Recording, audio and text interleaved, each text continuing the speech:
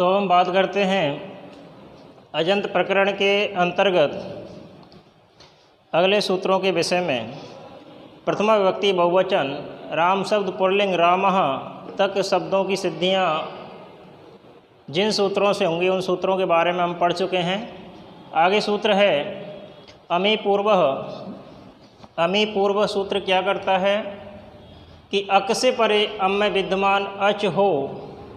अक प्रत्याहार। अक प्रत्याहार में कौन कौन से वर्ण आते हैं ये आपको माहेश्वर सूत्रों से ज्ञात हो जाएगा। तो अक से परे यदि अम में विद्यमान अच हो, अम प्रत्याहार में अम प्रत्यय में अच यानी स्वर वर्ण विद्यमान हो तो पूर्व और पर दोनों वर्णों के स्थान पर पूर्व रूप एकादेश हो जाता है। अर्थात अक प्लस अम यानी अक के बाद अम है और अम का पहला वर्ण यानी कि अम में विद्यमान अच यानी स्वर वर्ण है, तब अक और अम के वर्णों के स्थान पर पूर्व रूप एकादेश हो जाएगा। यह सूत्र केवल द्वितीय विभक्ति एक वचन का अम प्रत्यय होने की स्थिति में ही प्रभावी है। अर्थात द्वितीय विभक्ति एक वचन का प्रत्यय है अम। शुभ प्रत्याहार के माध्यम से जब हम देखेंगे तो द्वितीय विभक्ति एक वचन का प्रत्यय है अम और राम शब्द के बाद अर्थात अक प्रत्याहार के वर्णों के बाद यदि अम प्रत्यय है तब इस स्थिति में अम के आ को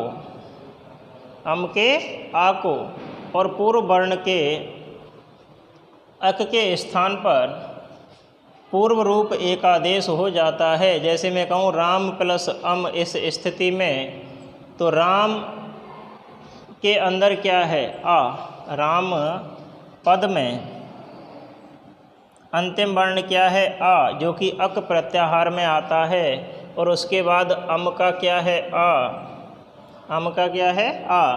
तो इन दोनों के स्थान पर पूर्व रूप एकादेश यानी अ ही रहेगा, पीछे वाला यानी कि पर वर्ण हट जाएगा। ठीक है। अगला सूत्र है लसक तद्वते। लसक व तद्वते यानी कि ल स और कु।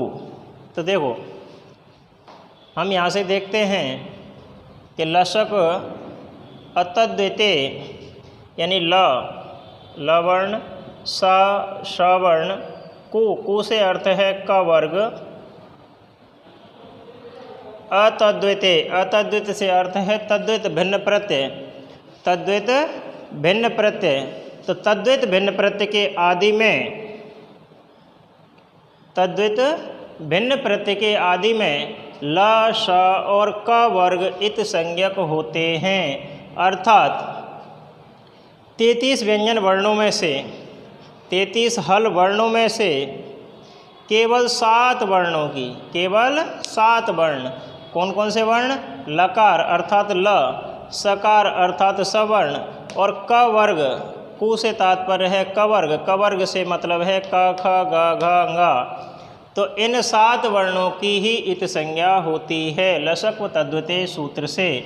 जब तद्वत भिन्न प्रत्यय के आदि में ल श क वर्ग हों तब उनकी इत संज्ञा हो जाती है। जैसे हम देखते हैं राम प्लस सस, इस स्थिति में राम प्लस सस, तो देखो यहाँ आदि में क्या है सवर्ण है, आदि में क्या है सवर्ण, तो सवर्ण की इत संज्ञा किस सूत्र से होगी? लसक व तद्वते सूत्र से।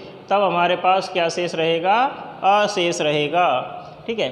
अगला सूत्र है तस्माक्षसो नपुंसि। तस्माक्षसो न पुंसि सूत्र।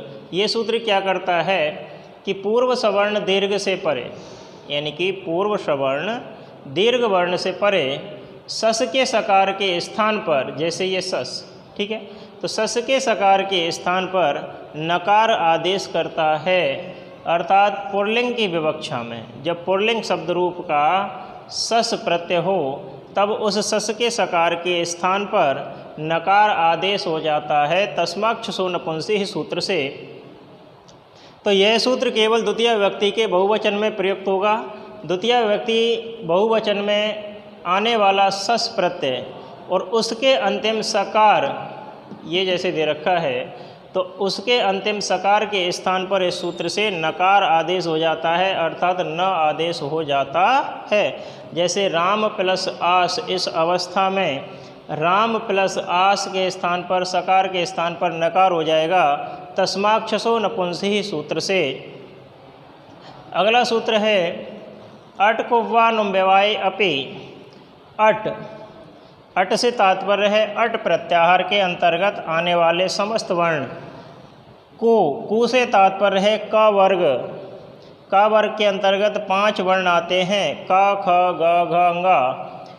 पु से तात्पर्य है प वर्ग। प वर्ग के अंतर्गत भी 5 वर्ण आते हैं, प फ ब भ म। आ यानी आ वर्ण और नुम, इन सभी का अलग अलग यथासंभव 2, 3 अथवा 4 का व्यवधान होने पर रकार या सकार से परे, रकार या सकार से परे नकार को णकार आदेश हो जाता है। तो जैसे मैं लिखता हूँ,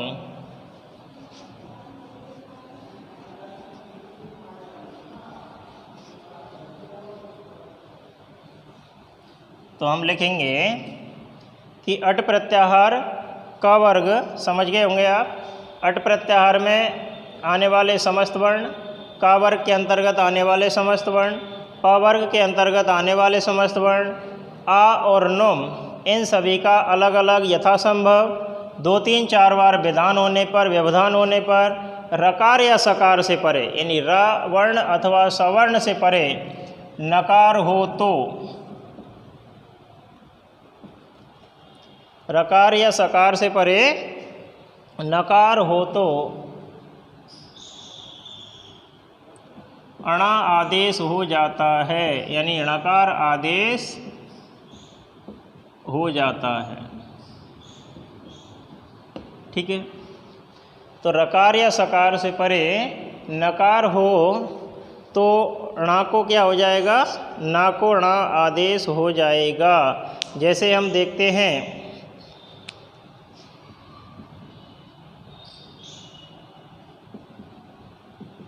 षष्ठी विभक्ति बहुवचन का रामा नाम जब पढ़ेंगे तो इस स्थिति में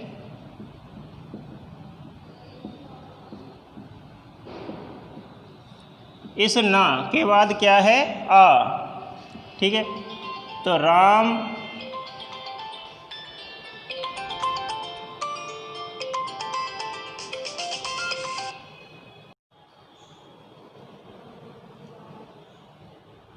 तो इस स्थिति में राम, राम के पश्चात है ना और ना के पश्चात है आम, तो इस ना को अणा हो जाएगा, इस ना को अणा।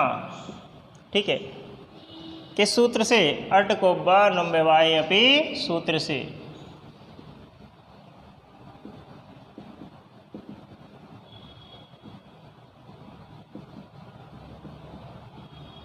आई अपि सूत्र से नकार स्थाने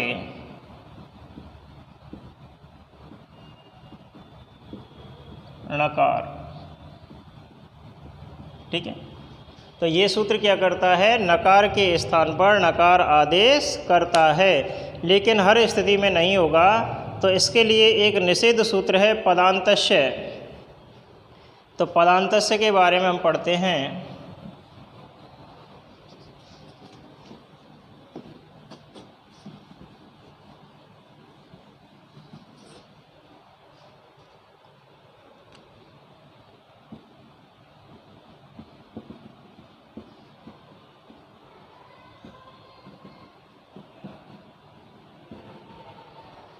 पदांतश, पदांतश सूत्र क्या कहता है कि पदांत नकार को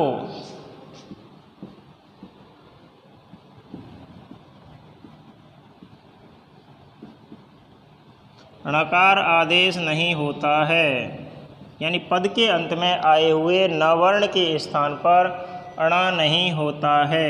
तो पदांत नकार को णकार आदेश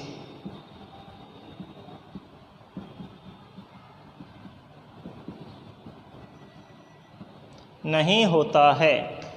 पदांत नकार को णकार आदेश नहीं होता है। जैसे हम लिखें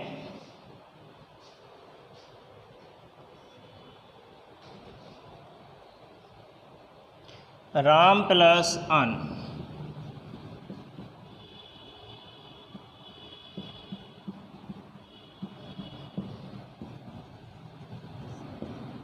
इस स्थिति में राम प्लस अन ही रहेगा। इस ना को अड़ा नहीं होगा। क्यों नहीं होगा? क्योंकि यह नकार अंतिम है, पद के अंत में है, पद से पहले नहीं है। तो हम लिखेंगे कि अप अट कुपवा नुम व्यवाय अपि सूत्र से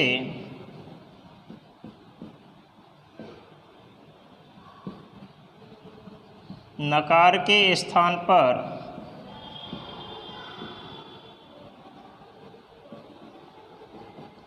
णकार, नकार के स्थान पर णकार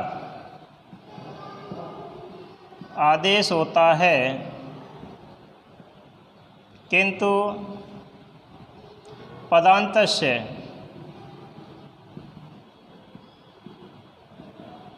सूत्र से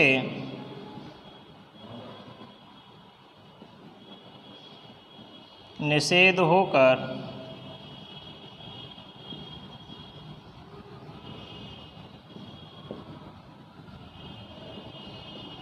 यही स्थिति रहेगी। तब हमारा प्राप्त होगा हमें रामान। तो कहने का तात्पर्य है कि अट कुब्बा नुम व्यवाय अपि सूत्र से जिस नकार के स्थान पर नकार प्राप्त होता है, पदांत से सूत्र से नकार पद के अंत में होने पर उसका निषेध हो जाता है, अर्थात पदांत नकार को णकार आदेश नहीं होता है।